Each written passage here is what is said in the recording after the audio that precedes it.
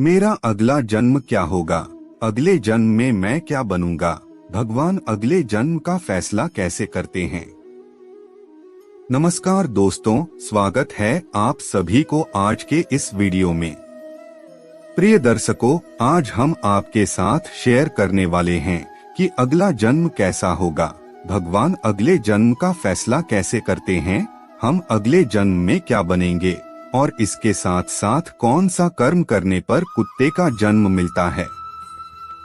प्रिय दर्शकों, मृत्यु को लेकर गीता में भगवान श्री कृष्ण कहते हैं कि जन्म और मृत्यु जीवन का एक ऐसा चक्र है जिससे हर किसी को गुजरना पड़ता है। इसलिए संसार में जिसने भी जन्म लिया है उसकी मृत्यु भी निश्चित है और यह अटल सत्य है। प्रिय दर्शकों, गीता में यह भी कहा गया है कि मृत्यु के बाद केवल शरीर नष्ट होता है, आत्मा नहीं। आत्मा पुराने शरीर को छोड़कर नए शरीर को धारण करती है। गरुड़ पुराण में कुल 84 लाख योनियों के बारे में बताया गया है। इसमें मनुष्य योनि को सबसे श्रेष्ठ योनि माना गया है। गरुड़ पुराण में कर्मों के आधार पर जन्म लेने वाले योनि के बारे में बताया गया है। यानी मृत्यु के बाद आपका जन्म किस योनि में होगा यह पहले से ही निर्धारित है, क्योंकि आप अपने जीवन में जिस तरह का कर्म करेंगे मृत्यु पश्चात उसी के आधार पर आपका अगला जन्म भी होगा। जानते हैं ऐसे 5 कर्मों के बारे में जिससे अगला जन्म निर्धारित होता है। प्रिय दर्शकों, जैसा कि हम सभी जानते हैं कि जिस भी प्राणी ने इस धरती लोक पर जन्म लिया है उसे एक न एक दिन मरना ही पड़ता है। ऐसे में मनुष्य जीवित रहते हुए जो भी कर्म करते हैं वही कर्म मृत्यु के बाद उनके साथ जाते हैं। ऐसे में हिंदू धर्मशास्त्र गरुड़ पुराण की माने तो उन्हीं कर्मों के आधार पर मनुष्य को उसका अगला जन्म मिलता है।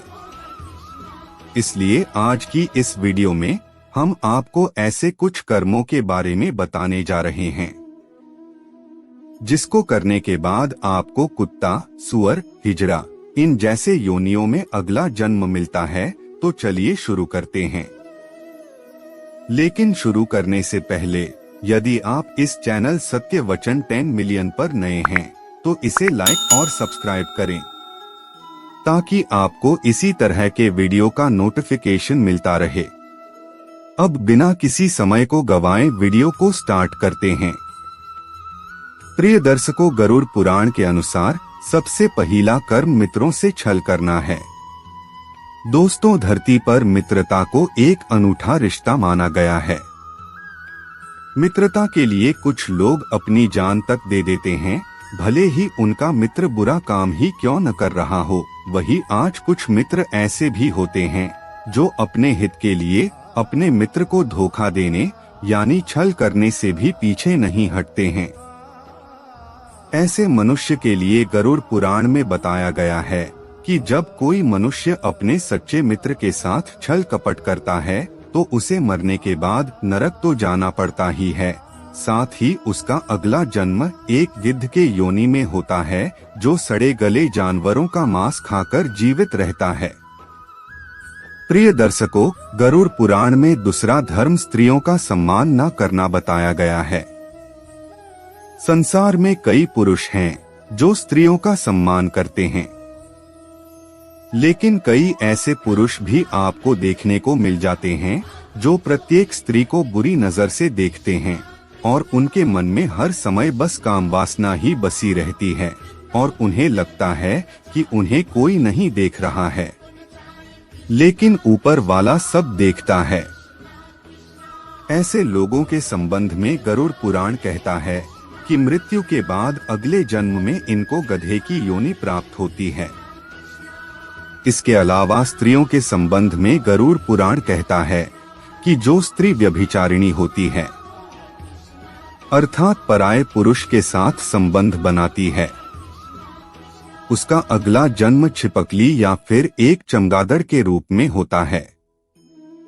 प्रिय दर्शकों, गरुड़ पुराण में तीसरा कर्म धर्म का अपमान करना बताया गया है। दोस्तों, जीवित रहते हुए कई लोग अपने धर्म का सम्मान नहीं करते हैं और दूसरे जो अपने धर्म का सम्मान करते हैं उन्हें ढोंगी बताते हैं। ऐसे लोग ना तो भगवान पर और ना ही किसी धर्म पर विश्वास करते हैं। ऐसे लोगों के बारे में गरुड़ पुराण कहता है कि मृत्यु के बाद इन्हें नरक में तो सजा मिलती ही है, साथ ही उनका अगला जन्म एक कुत्ते के रूप में होता है। प्रिय दर्शकों, अन्य दान को गरुड़ पुराण में चौथा धर्म माना जाता है और अन्य दान को हमारे धर्म में सबसे बड़ा दान भी माना गया है। जो व्यक्ति अन्य दान करता है वह न सिर्फ जीवित रहते हुए अपितु मृत्यु के बाद भी स्वर्ग पाता है। दोस्तों, वहीं ऐसे लोगों की भी भरमार है जो अन्य की चोरी करके लाभ कमाते हैं। गरुड़ पुराण के अनुसार ऐसे लोगों का अगला जन्म छछूंदर या फिर एक चूहे के रूप में होता है। प्रिय दर्शकों, लास्ट और आखिरी धर्म किन्नर के साथ गलत व्यवहार नहीं करना चाहिए को बताया गया है, जो गरुड़ पुराण के अनुसार पांचवा धर्म है। अगर आपके घर के द्वार पर कोई किन्नर आता है तो उसे कुछ न कुछ दान कर देना चाहिए और कहना चाहिए कि फिर आइएगा। लेकिन वहीं कुछ लोग ऐसे भी होते हैं जो किन्नरों का मजाक उड़ाते हैं और उन्हें नीचता की दृष्टि से देखते हैं, तो ऐसे लोगों को शास्त्रों के अनुसार अगला जन्म एक किन्नर के रूप में मिलता है और ऐसा ही अपमान सहना पड़ता है।